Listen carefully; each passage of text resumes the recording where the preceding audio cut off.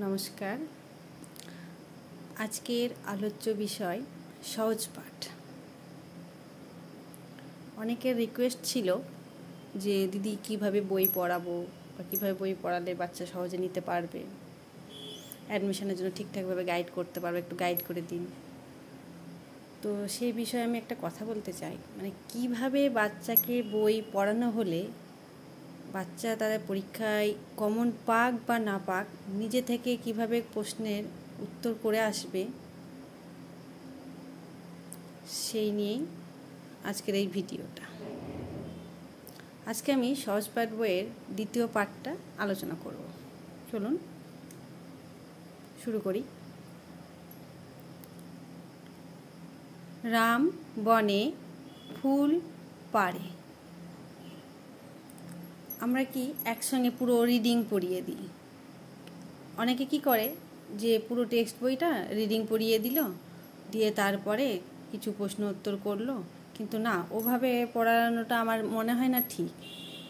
যখন আমি বাচ্চাকে যেটা বোঝাবো তখন যেন বাচ্চা সেই বিষয়ে তার সঠিক জ্ঞান বা ধারণা তৈরি হয়ে যায়, যে যেই লাইনটাই আমি পড়ি না কেন সেই লাইনটা সম্পর্কে তার জন্য একটা ধারণা তৈরি হয়, যে না, ওখান থেকে আমাকে কি বলতে চাইছে বা কি বলবে বা কি হতে পারে।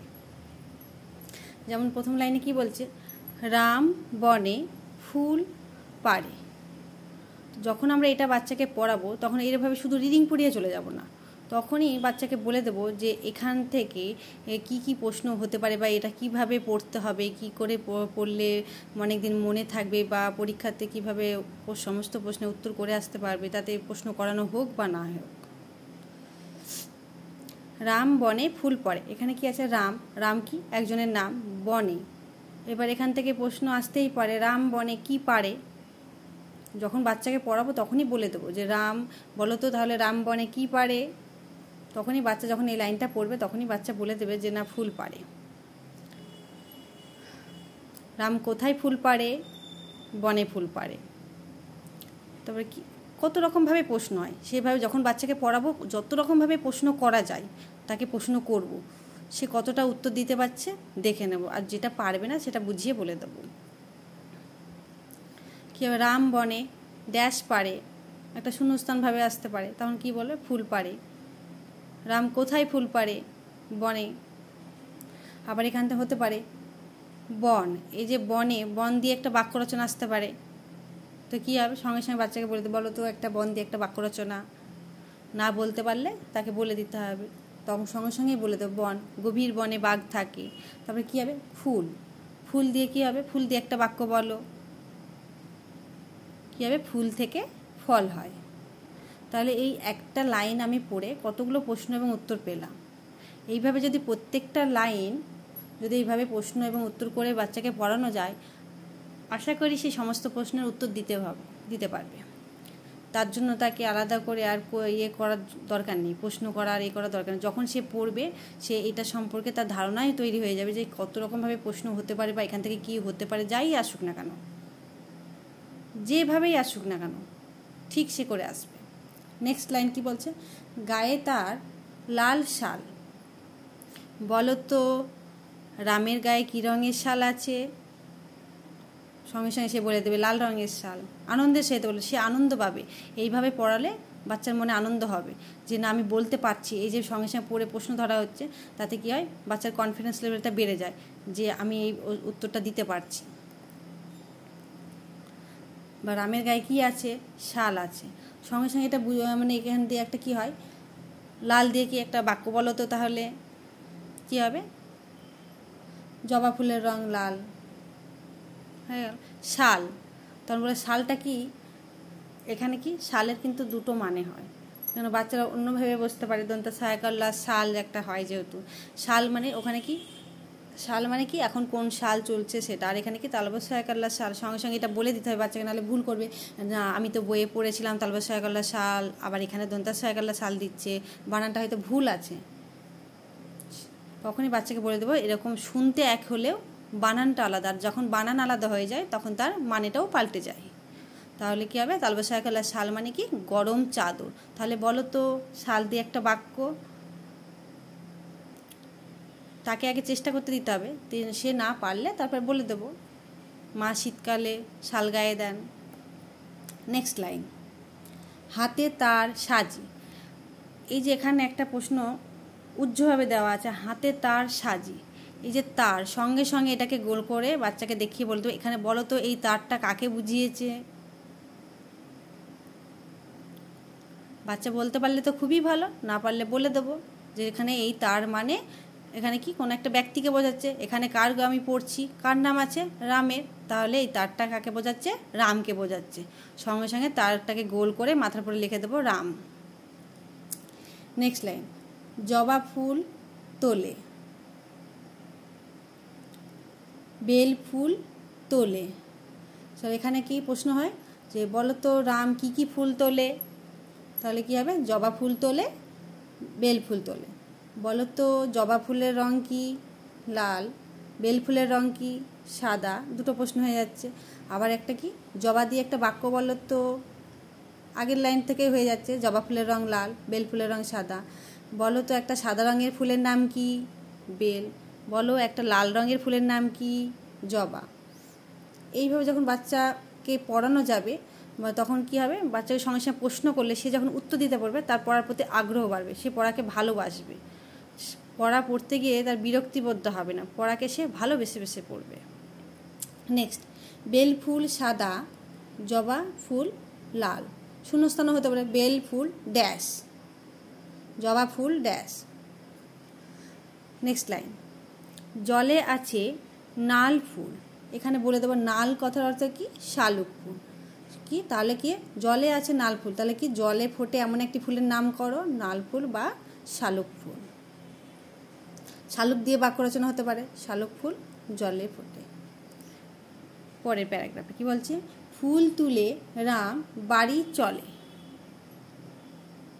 কে বাড়ি যায়, তাহলে রাম কি তুলে, ফুল তুলে। তাহলে বাড়ি, বাড়ি দিয়ে একটা বাক্য বলো, স্কুল ছুটির পর আমরা বাড়ি ফিরে আসি। নেক্সট, তার বাড়ি আজ পূজা। এর সঙ্গে সঙ্গে এখানে তারটা বলে দেবো, তারটাকে আগের লাইন আমি বলে দিয়েছিলাম, তাহলে এবার তুমি বলো তো তারটা এখানে কাকে বোঝাচ্ছে। সঙ্গে সঙ্গে বাচ্চা আনন্দের সাথে বলবে রাম, তখন তার ভালো লাগবে। নেক্সট, পূজা হবে রাতে। তাহলে পূজা কখন হয়, রাত্রে। নেক্সট লাইন, তাই রাম ফুল আনে। রাম কেন ফুল আনে, পূজার জন্য। তাই তার ঘরে খুব ঘটা। ঘটা মানে কি, জাঁকজমক। তাহলে কি বলো তো একটা ঘটা দিয়ে একটা বাক্য বলো, তো কী হবে, আমাদের বাড়িতে ঘটা করে দুর্গা উৎসব হয় বা দুর্গা পূজা হয়। ঢাক বাজে, ঢোল বাজে। তাহলে কি হয়, রামের বাড়িতে কি কি বাজে, দুটো বাদ্যযন্ত্রের নাম হয়ে গেল। বা কি কি বাজে, দুটো বাদ্যযন্ত্র কি, ঢাক আর ঢোল। আবার কি কি বাজে, ঢাক বাজে বা ঢোল বাজে। ঢাক দিয়ে একটা বাক্য রচনা বলো, বা ঢোল দিয়ে কি হবে, পুজোর সময় ঢাক ঢোল বাজে। নেক্সট কি বলছে, ঘরে ঘরে ধূপ ধুনা। ধূপ ধুনা দিয়ে কি একটা বাক্য রচনা বলো, তাহলে কি হবে, মা সন্ধ্যাবেলায় ধুনা দেয়।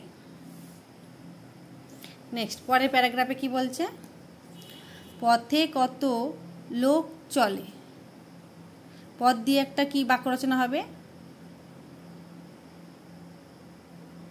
গলির পথ বাঁকা হয়।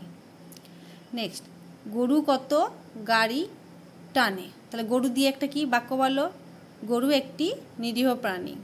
নেক্সট কি, গাড়ি, গাড়ি দিয়ে কী হবে, বাস গাড়ির 6টি চাকা আছে। এইভাবে বাচ্চাকে পড়ালে কি বাচ্চারও আনন্দ লাগবে এবং পড়াটা তাকে একের মধ্যে অনেক কিছু শিখতে পারবে। ওই যায় ভোলা মালি। তাহলে এখানে কে যায়, ভোলা মালি।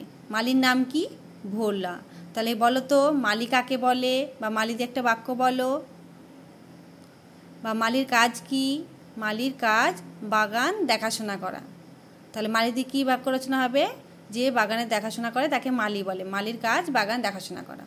মালা নিয়ে ছোটে। কে মালা নিয়ে ছোটে, মালি। মালির নাম কি, ভোলা মালি। বলো তাহলে মালা দিয়ে একটি বাক্য, ফুল থেকে বা ফুল দিয়ে মালা গাঁথা হয়।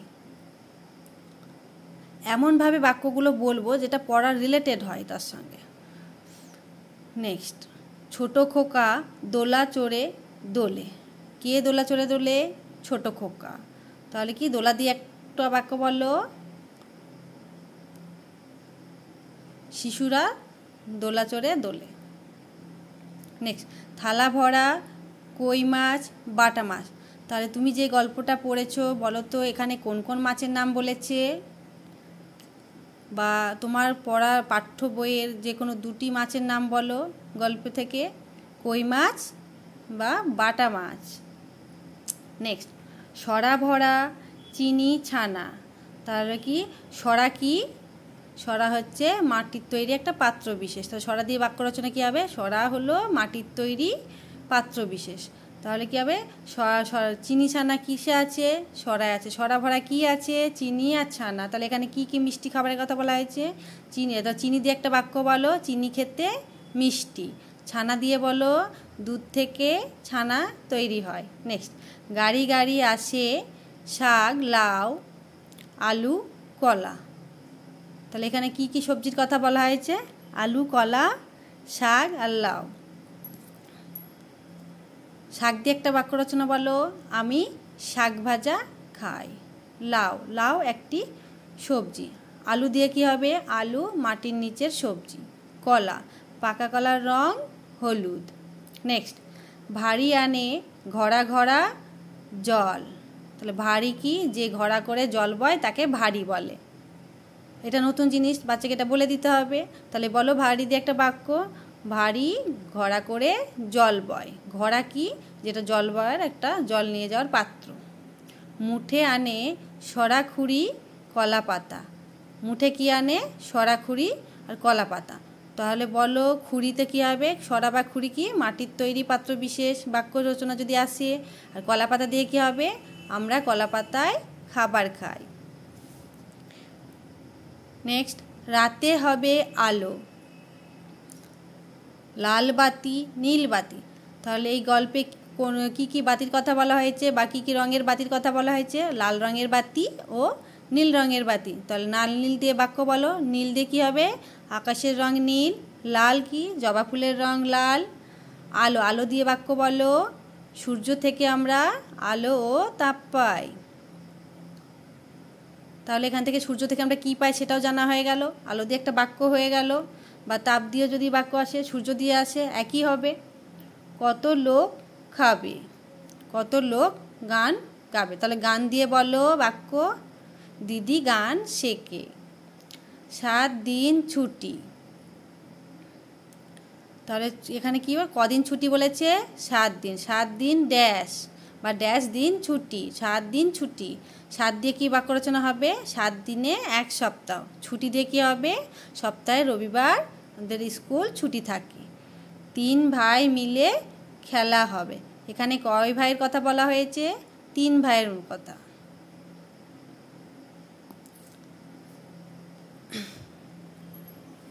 যদি এইভাবে বাচ্চাকে আপনারা পড়াতে পারেন তাহলে আশা করি বাচ্চাদের পড়তেও ভালো লাগবে এবং প্রশ্ন নিয়ে কমন পাওয়া নিয়ে এরকম কোনো ব্যাপার থাকবে না যে প্রশ্ন হতে হবে, কী প্রশ্ন হবে না হবে। যদি এইভাবে বাচ্চাকে শেখানো হয় তারা সব দিক দিয়ে এগিয়ে থাকবে অন্যদের তুলনায়, আশা রাখছি। থ্যাংক ইউ ভিডিওটি শেষ পর্যন্ত আমার সঙ্গে দেখার জন্য। যদি আমার এই ভিডিওটি ভালো লাগে তাহলে কমেন্ট করে জানান, তবে আমি পরের পার্টটা নিয়ে আসব। তৃতীয় পার্টটা তবে আমি আলোচনা করব। ধন্যবাদ।